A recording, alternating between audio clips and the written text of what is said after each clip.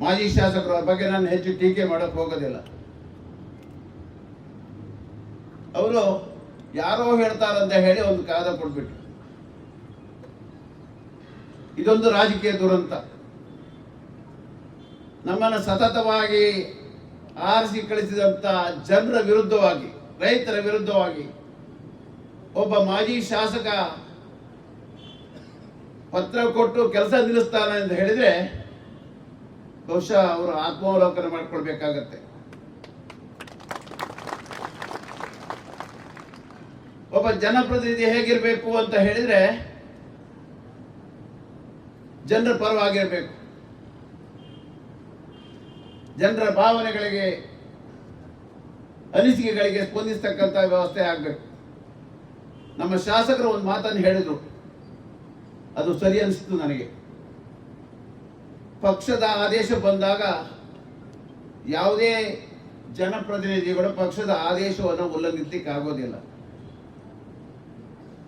ಅದು ರೈತರ ಸಮಸ್ಯೆ ಆಗಲಿ, ಯಾವುದೇ ಸಮಸ್ಯೆ ಆದರೂ ಸಹ ಕೆಲವೊಂದು ಸಂದರ್ಭದಲ್ಲಿ ಪಕ್ಷದ ಆದೇಶವನ್ನು ಉಲ್ಲಂಘಿಸಲಿಕ್ಕೆ ಆಗೋದಿಲ್ಲ. ಆದರೆ ಇಲ್ಲಿ ಅಂತ ಸಮಸ್ಯೆ ಏನು ಬಂದಿಲ್ಲ. ಯಾವುದೇ ಸಮಸ್ಯೆಗಳು ಇಲ್ಲದೆ ಇದ್ರೂ ಸಹ ನಾವು ಮಾಡಬೇಕಾಗಿರತಕ್ಕಂಥ ಕೆಲಸವನ್ನು ಆಗತಕ್ಕಂಥ ಸಂದರ್ಭದಲ್ಲಿ ಪತ್ರ ಮುಖೇನ ಅದನ್ನ ನಿಲ್ಲಿಸಿರೋದು ಯಾರೂ ಒಪ್ಪತಕ್ಕಂಥ ಕೆಲಸ ಅಲ್ಲ. പക്ഷെ ಇದಕ್ಕೆ ವಿವರವಾಗಿ ಹೇಳಕ್ ಹೋದ್ರೆ ನಮ್ಮ ವಕೀಲರು ಈಗಾಗಲೇ ವಿವರವಾಗಿ ಹೇಳಿದ್ದಾರೆ. ಯಾವಾಗ ಪ್ರಾರಂಭವಾಯಿತು, ಏನೆಲ್ಲ ಆಯ್ತು ಅನ್ನತಕ್ಕಂಥದ್ದನ್ನು ವಿವರವಾಗಿ ಹೇಳಿದ್ದಾರೆ. ನಾನು ಕಂಡಂತೆ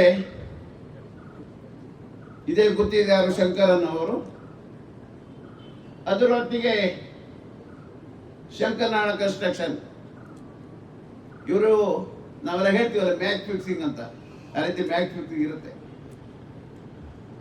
ಆ ಸಂದರ್ಭದಲ್ಲಿ ನೀವು ನೋಡಬೇಕು, ಡ್ಯಾಮು 2004ರಿಂದ 2009 ಡ್ಯಾಮ್ ಕಂಪ್ಲೀಟ್ ಆಗುತ್ತೆ, ನೀರು ಬಿಡಲಿಕ್ಕೆ ರೆಡಿ ಇರುತ್ತೆ. ಆದರೆ DPR ನಲ್ಲಿ ಇಲ್ಲದೇ ಇರತಕ್ಕಂಥ ಟನಲ್ ಕೆಲಸವನ್ನು ಕೈಗೆತ್ತಿಕೊಂಡು ಶಂಕರನಾರಾಯಣ ಕನ್ಸ್ಟ್ರಕ್ಷನ್ ಅವರು ತರೀತೆ ಕೂತ್ಕೊಂಡ್ರು. ಬಹುಶಃ ನಾವು ಟೈಮ್ ಕೇಳಿ ಸುಸ್ತಾದಾಗ ನಾವು ನಿವೃತ್ತಿ ಆಗೋದಿಲ್ಲಾದರೂ ಈ ಒಂದು ಯೋಜನೆ ಕಾರ್ಯಗತವಾಗಬೇಕು ಅನ್ನತಕ್ಕಂಥ ಉದ್ದೇಶದಲ್ಲಿ ನಮ್ಮ ನಾಯಕರಾಗಿರ್ತಕ್ಕಂಥ ವಾಸ್ಕೋ ಫರ್ನಾಂಡಿಸ್ ಹತ್ರ ನಾನು ಕೇಳಿದೆ, ಒಬ್ಬನೇ ಹೋಗಿ, ಹೀಗೊಂದು ಸಮಸ್ಯೆ ಇದೆ, ನಾನು ಸತ್ಯಾಗ್ರಹಕ್ಕೆ ಭಾಗವಹಿಸಬೇಕು ಅನ್ನತಕ್ಕಂಥ ಇಚ್ಛೆಯನ್ನು ವ್ಯಕ್ತಪಡಿಸಿದಾಗ ಏನಾದರೂ ಸಮಸ್ಯೆ ಆಗುತ್ತಾ ಕೇಳಿದೆ, ಪಾರ್ಟಿಯಿಂದ ಏನಾದರೂ ಸಮಸ್ಯೆ ಆಗುತ್ತಾ ಕೇಳಿದೆ, ರೈತರ ಪರವಾಗಿ ಕೂತ್ಕೊಂಡ್ರೆ ಸಮಸ್ಯೆ ಹೇಗಾಗುತ್ತಪ್ಪ ಅಂತ ಕೇಳಿದೆ. ಬಹುಶಃ ಈ ವಿಚಾರವನ್ನು ನಾನು ಯಾರ ಹತ್ರ ಹೇಳಿಲ್ಲ. ನಾವು ಬಂದು ಸಂಘಟನೆ ಮಾಡಿದ್ವಿ. ನಮ್ಮ ಪಕ್ಷದವರೆಲ್ಲ ಲೆಕ್ಕ ಹಾಕ್ತಾ ಇದ್ರು, ನಾಳೆ ಸಸ್ಪೆಂಡ್ ಆಗ್ತಾರೆ, ನಾಳೆ ಸಸ್ಪೆಂಡ್ ಆಗ್ತಾರೆ ಅನ್ನತಕ್ಕಂಥದ್ದನ್ನು ನಮ್ಮ ಪಕ್ಷದವ್ರು ಲೆಕ್ಕ ಹಾಕ್ತಾ ಇದ್ರು. ಆದರೆ ಈ ಸಂದರ್ಭದಲ್ಲಿ ನಾನು ನೆನೆಸ್ತೇನೆ, ಆ ಒಂದು ಹೋರಾಟ ಸಿದ್ದಾಪುರದಲ್ಲಿ ಆಗಿರತಕ್ಕಂಥದ್ದು ಪಕ್ಷಾತೀತವಾದ ಹೋರಾಟ. ಬಹುಶಃ ಎಲ್ಲ ಈ ಭಾಗದ ರೈತರು, ಅಂಗಡಿಯವರು, ಅದರಲ್ಲಿ ವಿಶೇಷವಾಗಿ ಶಂಕರನಾರಾಯಣ ಕಾಲೇಜು, ಬಂಡಾಗರ್ಸ್ ಕಾಲೇಜು, ನಮ್ಮ ತಾಲೂಕ್ ಪಂಚಾಯತ್ ಸಮಿತಿಯಾಗ ಬಿಜೆಪಿ ತಾಲೂಕ್ ಪಂಚಾಯತ್ ಸಮಿತಿ ಆಗಿತ್ತು, ಅವರು ಅಲ್ಲಿಂದ ವ್ಯಾನ್ ಮಾಡ್ಕೊಂಡು ಬಂದು ಇಲ್ಲಿ ಧರಣಿಯಲ್ಲಿ ಭಾಗವಹಿಸಿರ್ತಕ್ಕಂಥದ್ದನ್ನು ನಾನು ನೆನಪಿಸ್ತೇನೆ. ಇವತ್ತು ನಮಗೆ ಯಾರು ಬುದ್ಧಿ ಹೇಳ್ತಾ ಇದ್ದಾರೆ, ರೈತ ಸಂಘವರು ಬಿಜೆಪಿ ಹಿಂದೆ ಹೋಗ್ತಾ ಇದ್ದಾರೆ ಅಂತ. ನಾವು ಬಿಜೆಪಿ ಹಿಂದೆ ಹೋಗೋದಿಲ್ಲ, ಕಾಂಗ್ರೆಸ್ ಹಿಂದೆ ಹೋಗೋದಿಲ್ಲ, ನಾವು ಹೋಗ್ತಾ ಇರತಕ್ಕಂಥದ್ದು ರೈತರ ಹಿಂದೆ ಅನ್ನತಕ್ಕಂಥದ್ದನ್ನ ಅವರು ಅರ್ಥ ಮಾಡಿಕೊಂಡ್ರು. പക്ഷെ ಇದು ಋಣ ಸಂದಾಯ ಮಾಡತಕ್ಕಂಥ ಕೆಲಸ, ಇದು ನಮ್ಮ ಕರ್ತವ್ಯ. ನಿರಂತರವಾಗಿ ತಮ್ಮ ಸಹಾಯದಿಂದ ಈ ಒಂದು ಹಂತಕ್ಕೆ ನಾವೆಲ್ಲ ಬೆಳೆದಿದ್ದೀವಿ. ಬಹುಶಃ ಈ ಒಂದು ಅಧಿಕಾರವನ್ನು ಕೊಟ್ಟಿರತಕ್ಕಂಥ ತಮ್ಮ ಪರವಾಗಿ ನಿಲ್ಲತಕ್ಕಂಥದ್ದಕ್ಕೆ ನಮಗೇನು ಮುಜುಗರ ಇಲ್ಲ. ನಾನು ಹೇಳಿದೆ, ದಿನೇಶ್ ಹೆಡರ್ ಎದುರು ಬರ್ದಿರೋ ಅಡ್ಡಿಲ್ಲ, ಒಂದು ಕಡೆಗೆ ಬಂದು ಹೋಗಿ ಅಂತ ಪಾಪ ಬಂದಿದ್ದಾರೆ.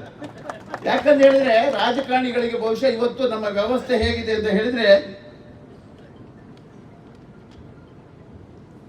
ಸಮಾಜದ ಹೆಸರಿನಲ್ಲಿ ಗುತ್ತಿಗೆ ಮಾಡ್ತಕ್ಕಂಥದ್ದು, ಸಮಾಜವನ್ನು ತೋರಿಸಿ ಗುತ್ತಿಗೆ ಮಾಡ್ತಕ್ಕಂಥದ್ದು. ಬಹುಶಃ ಸಮಾಜ ಸುಧಾರಣೆ ಮಾಡಬೇಕು, ಸಮಾಜವನ್ನು ಬಲಪಡಿಸಬೇಕು, ಅವ್ರಿಗೆ ಬೇಕಾದ ಸಹಾಯ ಮಾಡಬೇಕು. ನನ್ನ ಮಿತ್ರ ಹೇಳಿದರು, ಹುಷಾರಿದ್ದರೆ ಔಷಧಿ ಕೊಡಿಸುವಂಥದ್ದು, ಮೆಡಿಕಲ್ ಟ್ರೀಟ್ಮೆಂಟು ಅಥವಾ ಏನಾದರೂ ಆರ್ಥಿಕ ಸಹಾಯ ಮಾಡತಕ್ಕಂಥ ಇದು ಧರ್ಮ. ಅದ್ರ ತಪ್ಪೇನೆಲ್ಲ ಮಾಡಲೇಬೇಕಾಗಿರತಕ್ಕಂಥ ಬದ್ಧತೆ ಇರತಕ್ಕಂಥವ್ರು ಮಾಡಬೇಕಾಗಿದೆ. ಆದರೆ ಅದನ್ನು ಹಿಡ್ಕೊಂಡು ಹೋಗಿ ಆ ಒಂದು ಸಮಾಜದ ಹೆಸರಿನಲ್ಲಿ ಒಂದು ಚಿಂತನೆಗೆ ನಿಮಗೆ ಈ ಎರಡೂ ಜಿಲ್ಲೆಗಳಲ್ಲಿ ಸಮಾಜದ ಹೆಸರಿನಲ್ಲಿ ಗುತ್ತಿಗೆ ಮಾಡತಕ್ಕಂಥ ಯಾವುದೇ ಒಬ್ಬ ಗುತ್ತಿಗೆದಾರ ಇದೆ, ಅದು ಜಯಶಂಕರ್. ಬಹುಶಃ ಅರ್ಥ ಮಾಡ್ಕೊಂಡು ಚಿಂತನೆಗೆ ಇದು ಆಪಾದನೆ ಅಲ್ಲ. ಬಹುಶಃ ಅವರು ಇನ್ನಾದರೂ ಅರ್ಥ ಮಾಡ್ಕೊಳ್ಬೇಕು. ಯಾಕಂತ ಹೇಳಿದ್ರೆ ಈ ಗೋಪಾಲ್ ಪೂಜಾರಿ ಅಷ್ಟು ಕಾಗದ ಕೊಡುವುದಿಲ್ಲ. ನಮ್ಮ ಜ್ಯೋತಿ ಪುತ್ರ ಅಂತಿದ್ದಾರೆ, ನಮ್ಮ ಅತಿ ಆತ್ಮೀಯರು, ಅವ್ರು ನೋಡ್ತಾರೆ ಮನೆ ಗೋಪಾಲ್ ಪೂಜಾರಿ ಪಕ್ಕ ಕೂತ್ಕೊಂಡು ನಾವು ಇದು ಸರಿ ಅಂತಾರೆ. ಈ ಪರಿಸ್ಥಿತಿಯ ನಿರ್ಮಾಣ ರಾಜಕೀಯ ದುರಂತ. ಬಹುಶಃ ಈ ಪರಿಸ್ಥಿತಿಯ ನಿರ್ಮಾಣವನ್ನ ಶಂಕರ್ ಅವರು ಮಾಡಬಾರ್ದು ಅಂತ ಬೇಕಾದಷ್ಟಿದೆ. ನಮ್ಮ ರಾಜಕಾರಣಿಗಳನ್ನೆಲ್ಲ ಮನೆ ಕಳಿಸ್ತಕ್ಕಂಥ ಕೆಲಸವನ್ನ ಪತ್ರ ಕೊಡುವುದರ ಮುಖಾಂತರ ಮಾಡ್ತಕ್ಕಂಥ ಪ್ರಯತ್ನವನ್ನ ಮಾಡಿರೋದು, ಅದನ್ನ ನಾವು ಖಂಡಿಸಲೇಬೇಕಾಗುತ್ತೆ ಅನ್ನತಕ್ಕಂಥ ವಿಚಾರವನ್ನ ಈ ಸಂದರ್ಭದಲ್ಲಿ ಹೇಳ್ತಾ, ನಮ್ಮ ರೈತರಿಗೆ ಈಗಾಗಲೇ ಹೇಳಿದೆ, ನಾವು ಹೊಸದವರು ಊಟ ಮಾಡಬೇಕು, ನೀವು ಮುಂದೆ ಇದ್ರೆ ನಾವು ಹಿಂದೆ, ನಮ್ಮನ್ನು ಮುಂದಾಗಿ ನೀವು ಮನೆಗೆ ಇದ್ರೆ ಆತಿಲ್ಲ. ಆದ್ದರಿಂದ ಗಡಿಬಿಡಿ ತೀರ್ಮಾನ ತಗೊಂಡ್ರೆ ಸ್ವಲ್ಪ ಗಡಿಬಿಡಿ ಆಗತ್ತೆ. ಅದನ್ನು ಸೂಕ್ಷ್ಮವಾಗಿರತಕ್ಕಂಥದ್ದು ಇದೊಂದು ಒಳ್ಳೆಯ ಸಂಘಟನೆ. ನಮ್ಮ ರೋಹಿತ್ ಶೆಟ್ಟಿ ಇದ್ದಾರೆ, ನಮ್ಗೆ ಅವರು ಜಿಲ್ಲಾ ಪಂಚಾಯತ್ನಲ್ಲಿ ಇರುವಾಗಲೂ ಒಂದು ದೋಸ್ತಿ.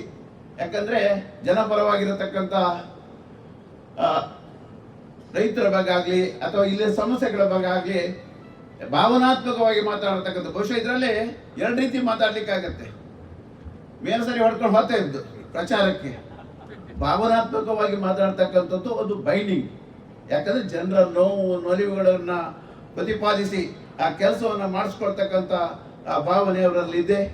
ಆ ಒಂದು ಹಿನ್ನೆಲೆಯಲ್ಲಿ ನಾನು ಅವರು ಗಡ್ಬಿಡಿಯಲ್ಲಿ ಇದ್ರೆ ಗೊತ್ತಿಲ್ಲ, ನಂದೇನು ಡಿಸಿಷನ್ ಅವರೇ ತಗೊಳ್ಳಿ, ಅದಕ್ಕೆ ನನ್ನ ಗಡ್ಬಿಡಿ ಇಲ್ಲ. ಯಾಕಂತ ಹೇಳಿದ್ರೆ ಇದೆಲ್ಲ ನೋಡಿದೀವಿ ನಾವಿಲ್ಲಿ ಸತ್ಯಾಗ್ರಹ ಕೂತ್ಕೊಂಡಾಗ ಮೊನ್ನೆ 49 ದಿವಸ ಸಕ್ಕರೆ ಕಾರ್ಖಾನೆ ತಳಪಾಯದ ಕಲ್ಲನ್ನ ಕಿತ್ತು ಮಾರಾಟ ಮಾಡಿದಾಗಲೂ ಸಹ ಯಾರೂ ಮಾತಾಡದಿದ್ದಾಗ ಬಹುಶಃ ರೈತ ಸಂಘವಾಗಿ ಮಾತಾಡದೇ ಇದ್ರೆ ಏನೋ ತಪ್ಪು ಮಾಡಿದಂತಾಗುತ್ತೆ ಅನ್ನತಕ್ಕಂಥ ಹಿನ್ನೆಲೆಯಲ್ಲಿ ನಾವು ಸತತವಾಗಿ ನಮ್ಮ ರೈತ ಸಂಘದವರು ಬಹುಶಃ ಅದಕ್ಕೆಲ್ಲ ಬೆಂಬಲ ಕೊಟ್ಟಿದ್ದಾರೆ. ನಮ್ಮ ದಲಿತ ಸಂಘರ್ಷ ಸಮಿತಿಯವರು ಇಲ್ಲಿದ್ದಾರೆ, ದಲಿತ ಸಂಘರ್ಷ ಸಮಿತಿಯವರು, ಬೇರೆ ಬೇರೆ ಸಂಘಟನೆಗಳು ಎಲ್ಲ ಬಂದು ಸಹಾಯವನ್ನು ಮಾಡಿದ್ದಾರೆ.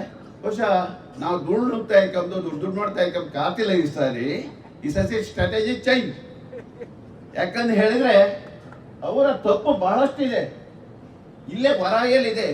ಬಹುಶಃ ಕಾನೂನು ಪ್ರಕಾರ ಕೈಗೊಳ್ಳೋದಾದ್ರೆ ಅವರ ಏನು ವಿದ್ಯುತ್ ಉತ್ಪಾದನೆ ಮಾಡತಕ್ಕಂಥ ಘಟಕ ನಡೆಸ್ತಕ್ಕಂಥ ಶಕ್ತಿ ಅವರಲ್ಲಿ ಇರಲ್ಲ. ಬಹುಶಃ ಹೇಳ್ತೀವಿ ನಮ್ಮ ಬೇಕಾದಂತ ದಾಖಲೆಗಳಿವೆ. ಬಹುಶಃ ಅಲ್ಲಿ ಅವ್ರು ಹೊಟ್ಟೆಗೆ ಹೊಡೆದ್ರೆ ಆ ಗಾಡಿಗೆ ನಮ್ಮನ್ನು ಬಿಡ್ತಾರೆ. ಅವರು ಇಲ್ಲೇ ಇದ್ರೆ ಬಹುಶಃ ಉಚಿತವಾಗಿ ಪ್ರತಿ ತಿಂಗಳಿಗೆ 1 ಕೋಟಿ ರೂಪಾಯಿ ಆದಾಯ ಕೂತಲ್ಲೇ ಬರುವಾಗ ಬಹುಶಃ ಯಾರು ಹೇಳಿದ್ರು ನಮ್ಮ ಮಿತ್ರರು, ಒಂದು ಶೆಡ್ ಹಾಕಿದ್ರೆ ಆ ಶೆಡ್ನಲ್ಲಿ 3 ಮೋಟ್ರ್ ಹಾಕಿ ದುಡ್ಡು ಮಾಡ್ತಾರಂತೆ. ದುಡ್ಡು ಮಾಡೋದಕ್ಕೆ ನಮ್ದೇನು ಆಕ್ಷೇಪ ಇಲ್ಲ. ಬಹುಶಃ ಇಲ್ಲಿಯ ತನಕ ಒಂದು ವಿಚಾರ ತಮ್ಮ ಗಮನದಲ್ಲಿರಲಿ, ನನಗೂ ಜಿ ಶಂಕರ್ ಅವರಿಗೆ ಯಾವುದೇ ಒಂದು ವೈಯಕ್ತಿಕವಾದ ಭಿನ್ನಾಭಿಪ್ರಾಯಗಳಿಲ್ಲ, ಅಥವಾ ನನ್ನ ಯಾವುದೇ ಚುನಾವಣೆಗಳಲ್ಲಿ ನನಗೆ ಗೊತ್ತಿದ್ದಂತ ಯಾವ್ದು ನನಗೆ ವಿರೋಧ ಮಾಡಿಲ್ಲ.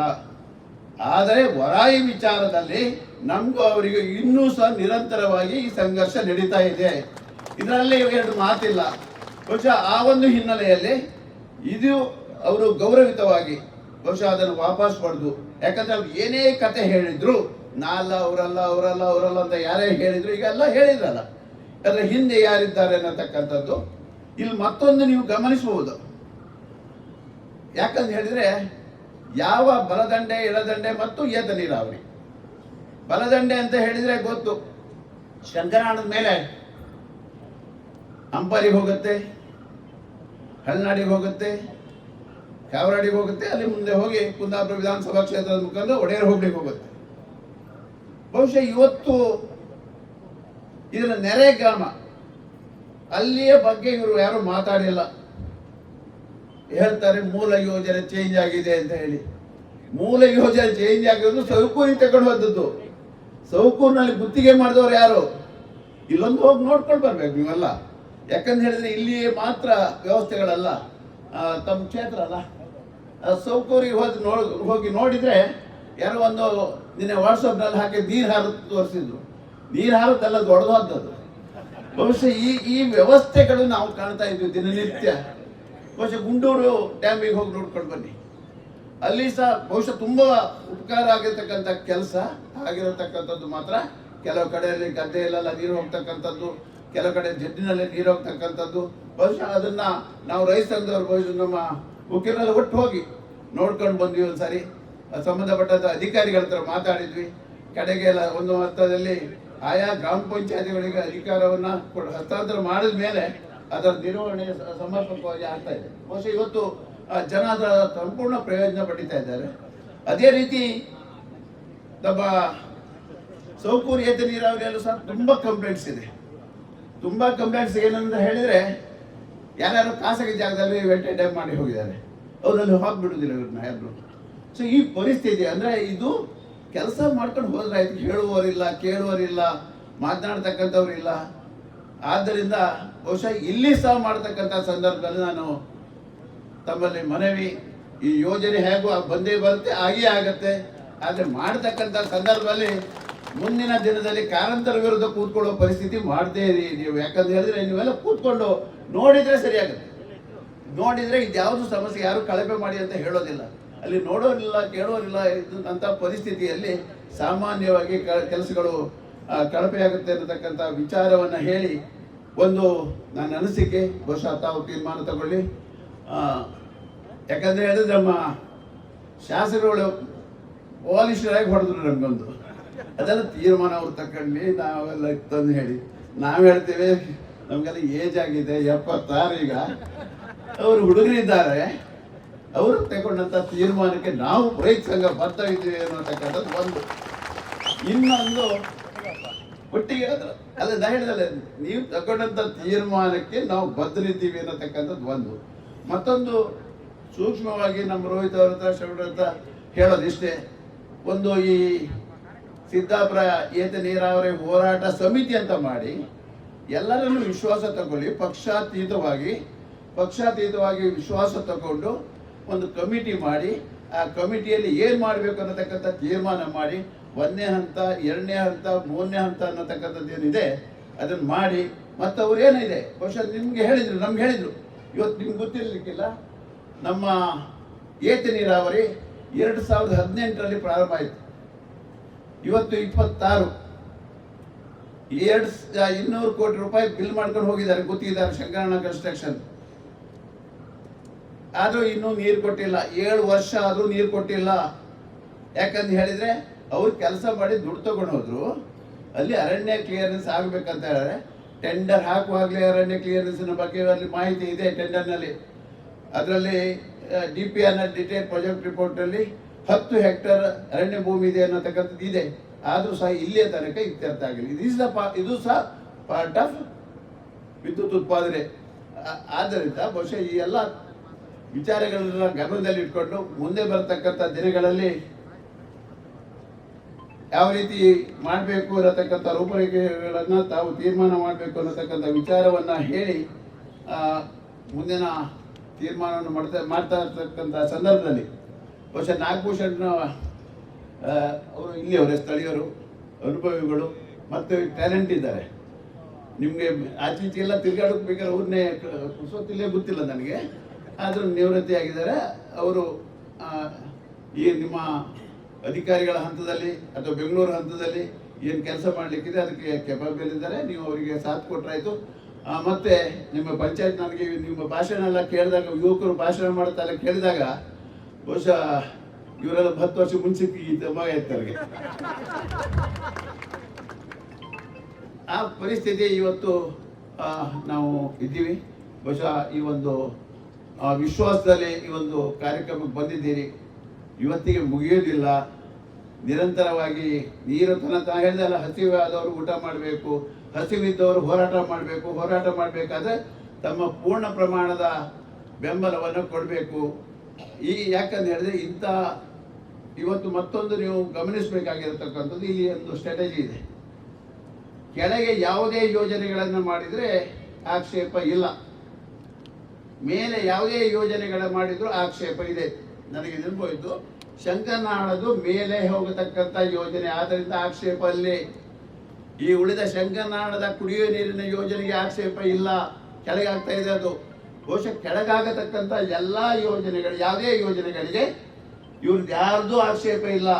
ಮೇಲಾಗುವಂಥ ಎಲ್ಲ ಯೋಜನೆಗಳಿಗೂ ಇವ್ರದ್ದು ಆಕ್ಷೇಪ ಇದೆ ಅನ್ನತಕ್ಕಂಥದ್ದನ್ನು ನೀವು ಪರಿಶೀಲನೆಗೆ ಬಹುಶಃ ಆಪಾದನೆ ಅಲ್ಲ, ನಾನು ಏನು ಹೇಳಿದ್ದೀನಿ ಅದನ್ನು ದಾಖಲೆ ಸಮೇತ ತಾವು ನೋಡ್ಬೋದಾಗಿದೆ.